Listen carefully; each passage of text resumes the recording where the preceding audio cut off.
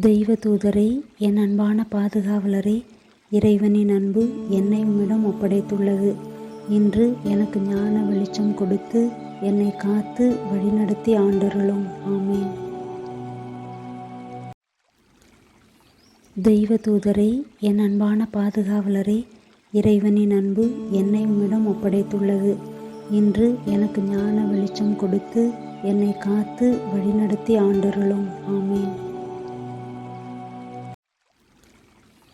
தெய்வ தூதரே, என் அன்பான பாதுகாவலரே, இறைவனின் அன்பு என்னை உம்மிடம் ஒப்படைத்துள்ளது. இன்று எனக்கு ஞான வெளிச்சம் கொடுத்து என்னை காத்து வழிநடத்தி ஆண்டருளும். ஆமேன்.